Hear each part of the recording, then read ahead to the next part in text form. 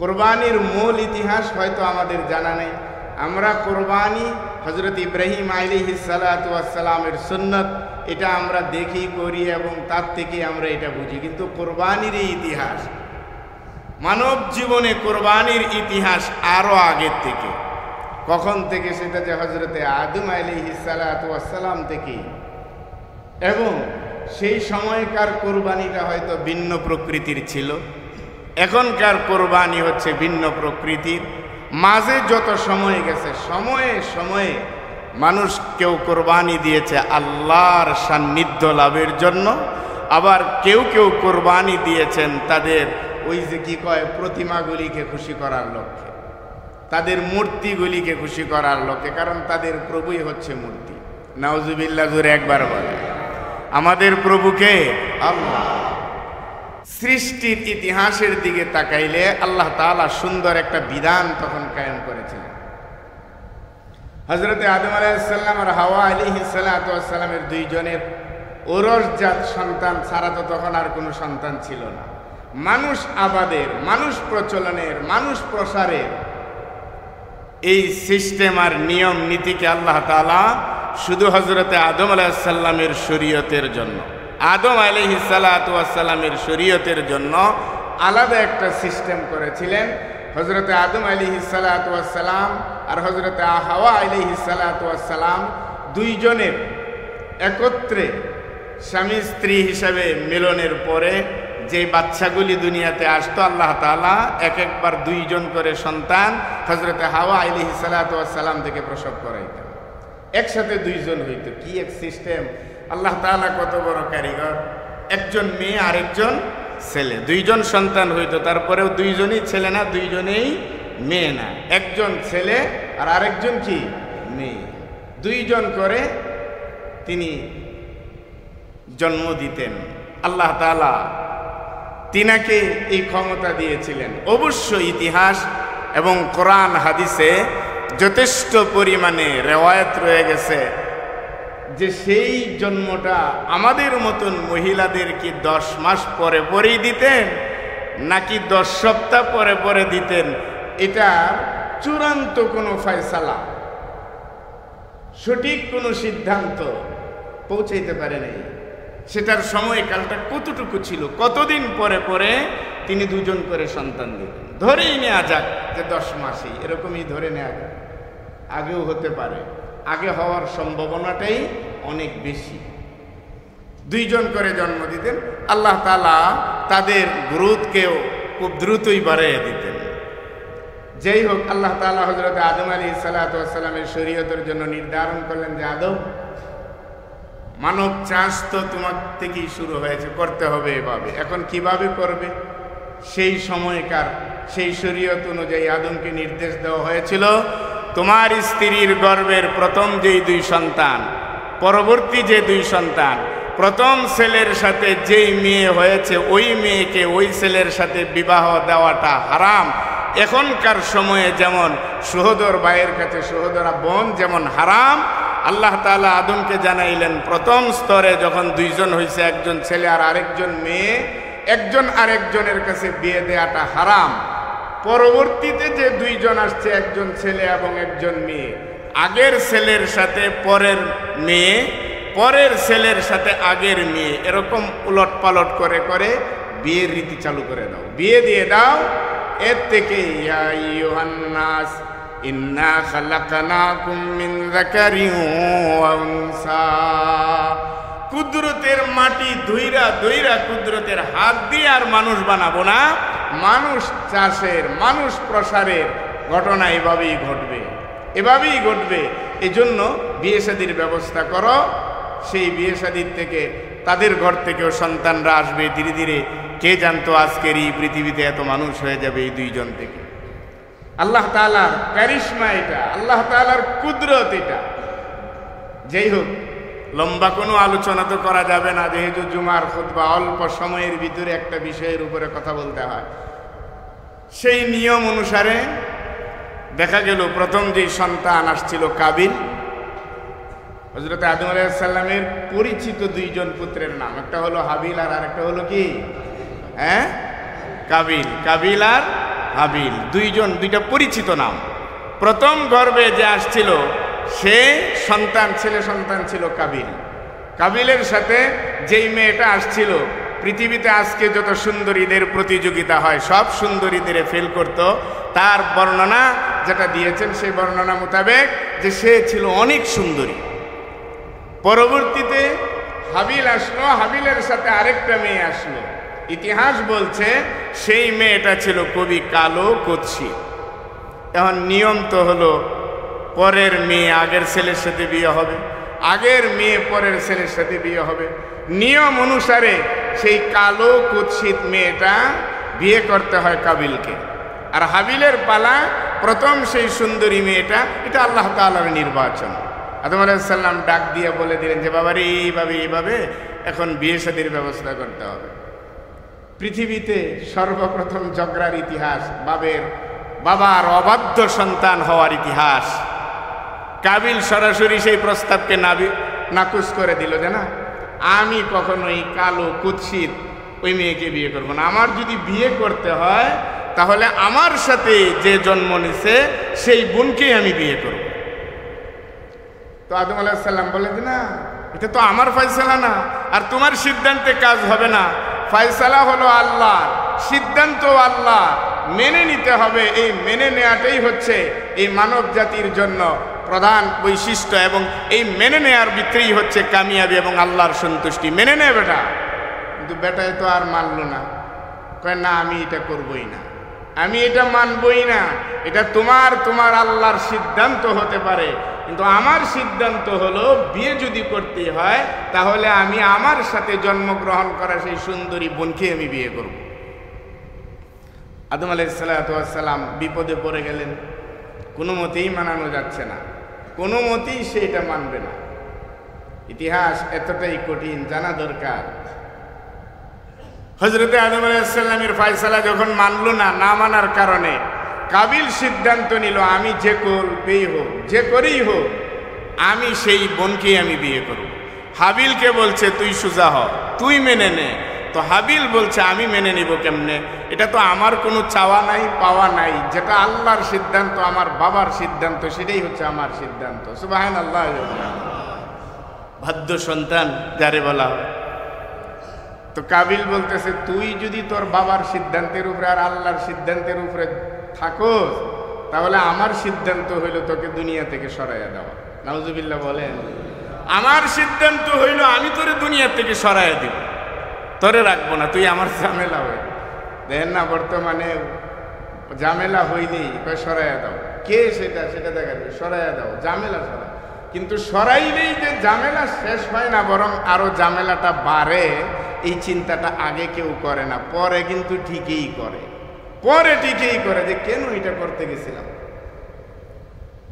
তো হাবিল কাবিলকে বলল তুমি যাই করো, কিন্তু তারপরেও আমি আমার আল্লাহর আর আমার বাবার সিদ্ধান্তের বাহিরে যাব না। কি সুন্দর কথা, কি আনুগত্য তার ভিতরে। কাবিল এক পর্যায়ে আইসা বলল আমি তোরে দুনিয়ার থেকে সরাই ফেলব, আমি তোকে হত্যা করব।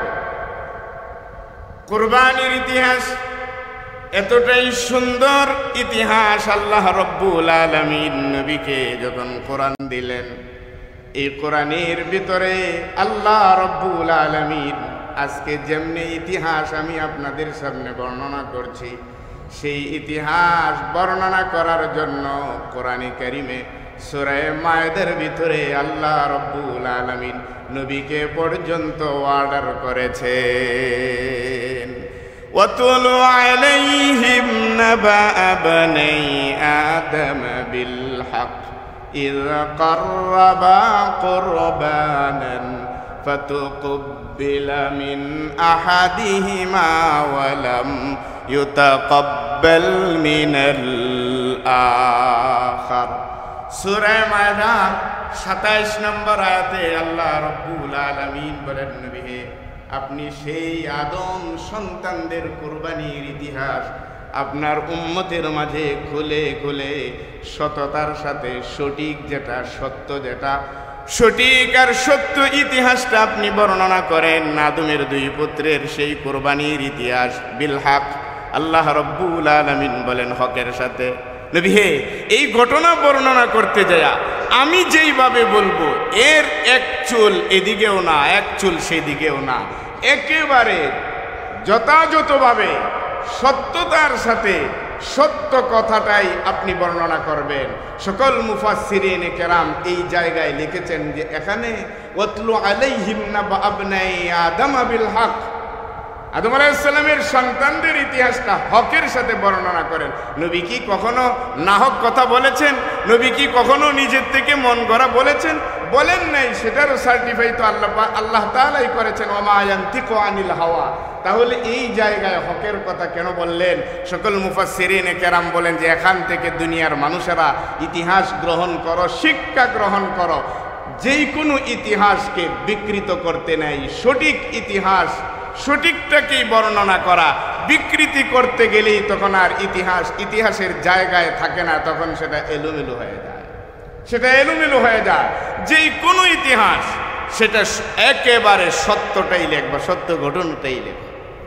যদি ইতিহাসের বেলায় কেউ কোনো রকম রদবদল করে তাহলে পুরা ইতিহাস তছনছ হয়ে যায়, মূল ইতিহাসকে তখন আর ধরে রাখা যায় না।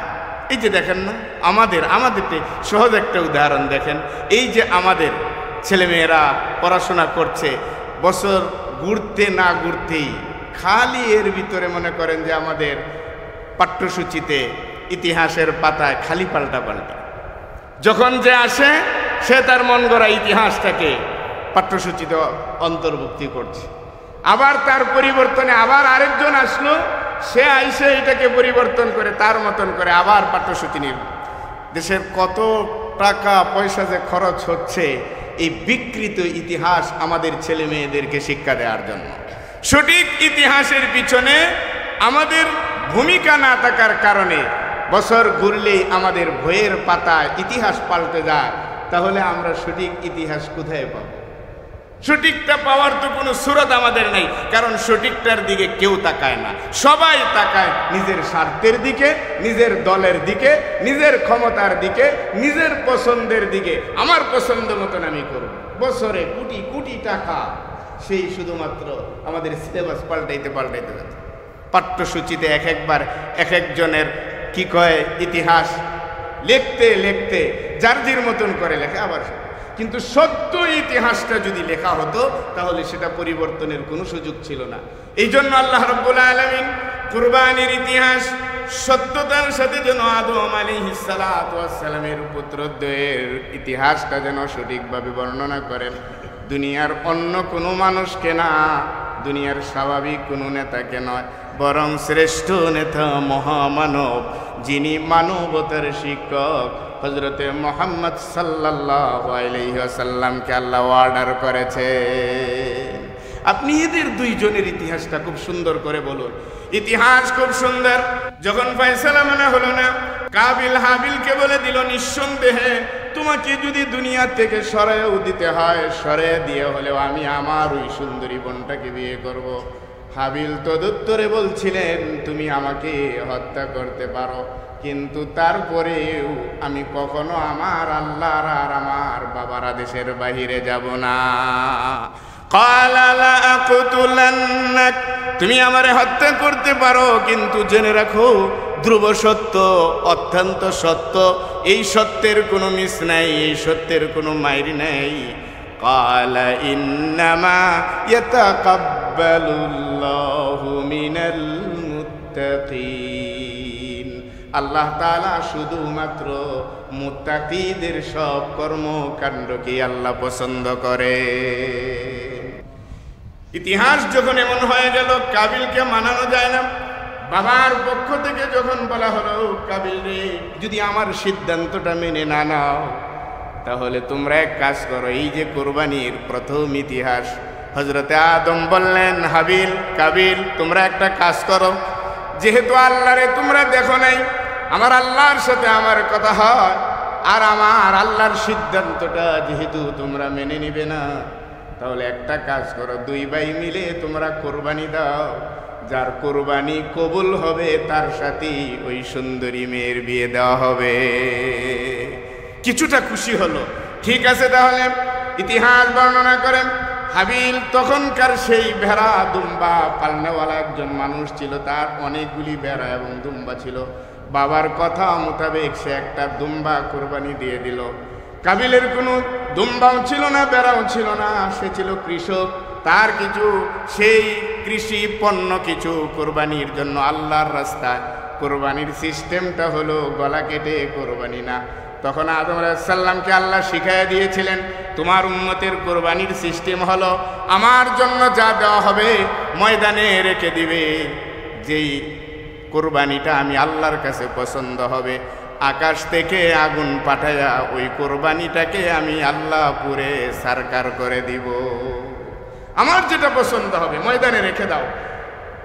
তো হাবিল তার দুম্বা ময়দানে রেখে দিল, তার শস্য পণ্যগুলি কাবিল আলাদা করে রেখে দিল।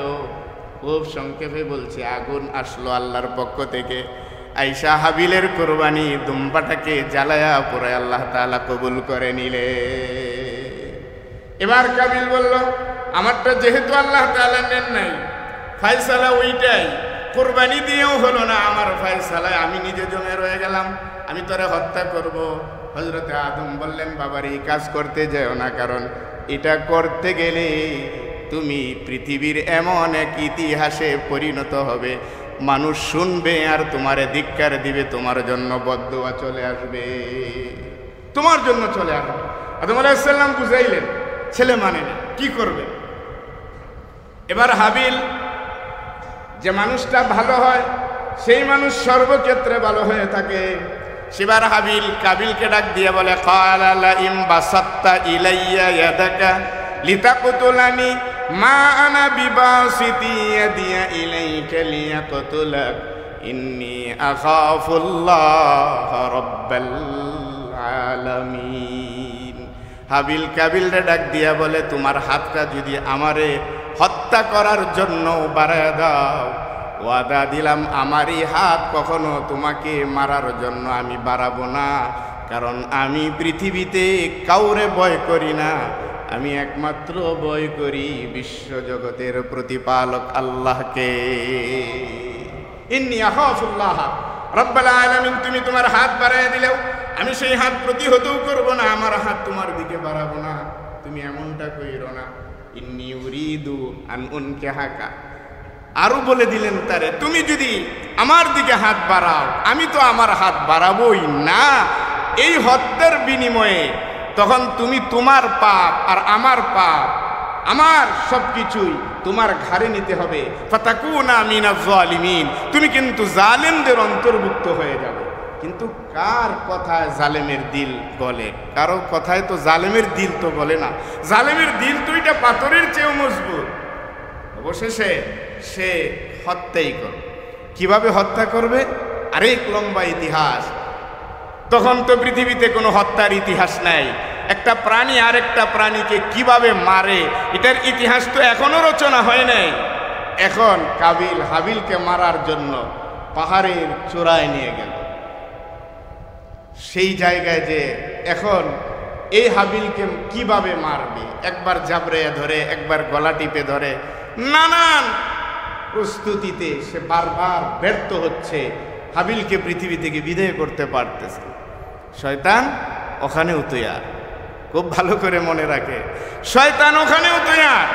শয়তান চলে আসলো, আইসা শয়তান করলো কি জানেননি, ছোট্ট একটা প্রাণীকে একটা পাথরের উপরে রাইকা আরেকটা পাথর চাপা দিয়া এই প্রাণীটাকে মারল। কাবিলে চায়া চায়া দেখলো, আরে মারার সুরত তো আমি যে গলা টিপাটিপি করি, ওরে দইরা জাবরা জাবরি করি, মারণের সুরত তো এটা না, ওই যে না প্রকৃত মারার সুরত, কে জানি এটা দেখাইলো আমারে। একটা পাথরের উপরে একটা রাখছে, একটা প্রাণীকে রাইকা আরেকটা পাথর দিয়ে আঘাত করছে। ঠিক সেই শিক্ষা গ্রহণ করে তখন হাবিলের দিমাগ খুলে গেল যে এইভাবেই মারতে হয়। হাবিলকে পাথরের উপরে রাইখা মাথা আরেক পাথর দিয়া ছেঁচতে ছেঁচতে দুনিয়া থেকে বিদায় করলো। নাউযুবিল্লাহি মিন যালিক। যদি বলেন যে এখানে হাবিল কেন লড়াচড়াটাই করলো না। হাবিল তো আগেই ইসমাইলের মতন জবাব, ইসমাইল যেমন ইব্রাহিমকে যেই জবাব দিয়েছিল, হাবিলও সেই জবাব কিন্তু কাবিলকে আগেই দিয়েছিল, তোমার হাত আমার দিকে বাড়লেও আমি কিন্তু আমার হাত তোমার দিকে বাড়াবো না। সেই সময়কার ঘটনা, অথচ রাসূল করিম সাল্লাল্লাহু আলাইহি সাল্লাম এত পরে এসেও তিনি হাদিস বর্ণনা করেছেন দুটি মানুষই জাহান্নামে যাবে। সাহাবায়ে কেরামরা বললেন, হুজুর এই দুইজন কারা? বলল যে দুইজন, একজন আরেকজনকে হত্যা করেছে, হত্যাকারীও জাহান্নামে যাবে, যাকে হত্যা করা হয়েছে সেও জাহান্নামে যাবে। সাহাবায়ে কেরামরা প্রশ্ন করলেন, ইয়া রাসূলুল্লাহ, যিনি হত্যা করেছে সে জাহান্নামে যাওয়াটা উচিত, কিন্তু যাকে হত্যা করা হলো সে জাহান্নামে যাবে কেন? রাসূলুল্লাহ সাল্লাল্লাহু আলাইহি সাল্লাম বলছেন যে এজন্য যাবে, সেও চেষ্টা করছিল তাকে হত্যা করবার, অর্থাৎ দুজনেই সমান সমান চেষ্টা করেছে, সে পরাভূত হয়েছে, সে জয়ী হয়েছে। সে যদি চেষ্টা না করত তাহলে সেই ক্ষেত্রে সেই ফলাফল ভিন্ন হতে পারত। যেহেতু তার চেষ্টা ছিল তাকেও মারা, সেই জন্য দুজনেই জাহান্নামে যাবে। এটা হলো রাসূল করিম সাল্লাল্লাহু আলাইহি সাল্লামের হাদিস। কে শিক্ষা দিয়েছিল হাবিলকে সেটা? সেই হাবিল সেই মানব সূচনার শুরুতেই সে বলছিল, লাইম বাসাত্তা ইলাইয়া ইয়াদাকা লিতাকতুলানি মা আনা বিবাসিতি ইয়াদিয়া ইলাইকা লিয়াকতুলাক। তোর হাত আমার দিকে মারার জন্য আসতে পারে, জেনে রাখিস আমি কিন্তু মারার জন্য আমার হাত তোর দিকে আমি বাড়াবো না। যেই কারণে হাবিলের প্রশংসা স্বয়ং আল্লাহ রাব্বুল আলামিন করেছেন, সুবহানাল্লাহি ওয়া বিহামদিহি। দুনিয়া থেকে বিদায় করে দিল।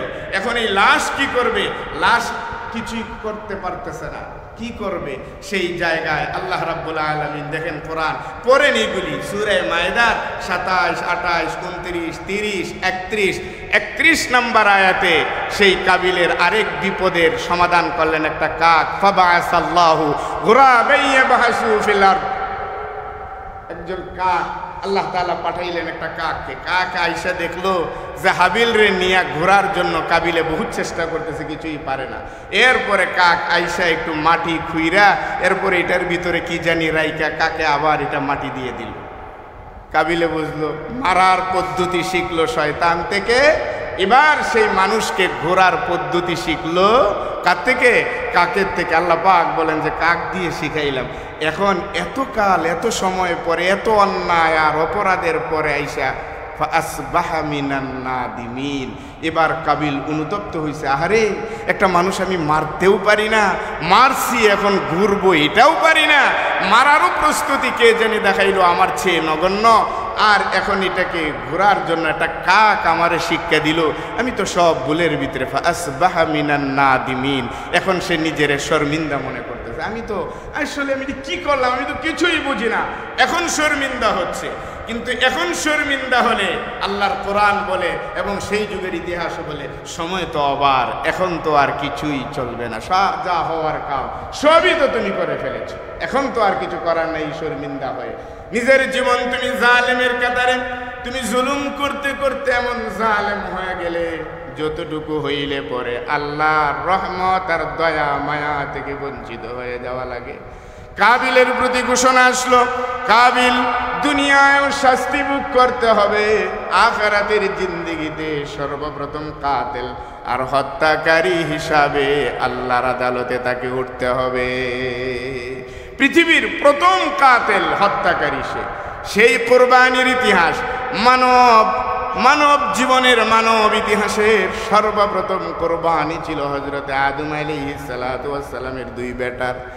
এরপরের কুরবানিগুলি অনেক জাতের কুরবানি ছিল, কেউ আল্লাহর জন্য কুরবানি করে নাই। লম্বা এক ইতিহাসের ভিতরে কুরবানি মেনে নিয়েছে, কিন্তু কুরবানিগুলি তারা আল্লাহর জন্য করে নাই, তারা বিভিন্ন লাত, উজ্জা, হুবল, আমাদের নবীর যুগেও পর্যন্ত, নবীজির পরে বলেন আগে বলেন, তার বংশধররাও পর্যন্ত কোরবানি দিয়েছে এবং বিশ্বাস করছে যে কোরবানি একমাত্র আল্লাহর সান্নিধ্য লাভের একমাত্র উপায়।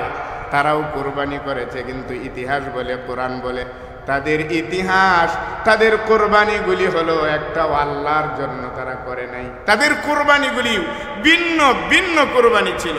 মা জাআলাল্লাহু মিন বাহিরাতি ওয়ালা সাইবাতি ওয়ালা ওয়াসিলাতি ওয়ালা হাম। লম্বা ব্যাখ্যা বিশ্লেষণের সময় নেই, শুধুমাত্র বলি তারা কি করতো জানেন? তারাও আমাদের মতন দেখে দেখে প্রাণী জবে করত, কিন্তু এই প্রাণীগুলি আমরা করি আল্লাহর জন্য, তারা করত লাতের জন্য, উজ্জার জন্য, হুবুল নামের মূর্তির জন্য তারা কোরবানি করত। এমন কি এই কোরবানিগুলি করে তারা নিজেরা পর্যন্ত গোশতও খাইত না। তাদের ধারণা ছিল কোরবানি যেহেতু দিতে কইছে, এই কোরবানির গোশত মনে হয় আল্লাহই খাবে, এজন্য এই কোরবানির গোশতটাকে পর্যন্ত তারা ফালাইয়া রাখত।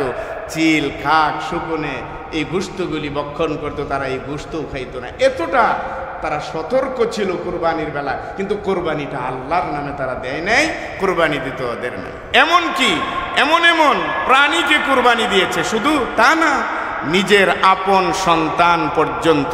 ইব্রাহিম আলাইহিস সালামের ইতিহাস শুনছে না? সন্তান কোরবানি দিয়েছে।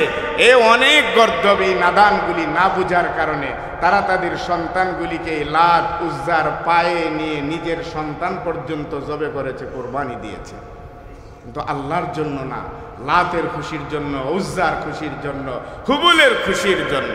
তাদের কোরবানির সিস্টেম ছিল যে যেমনে পারছে, দিন না মানলে যা হয়, অন্ধকার তো।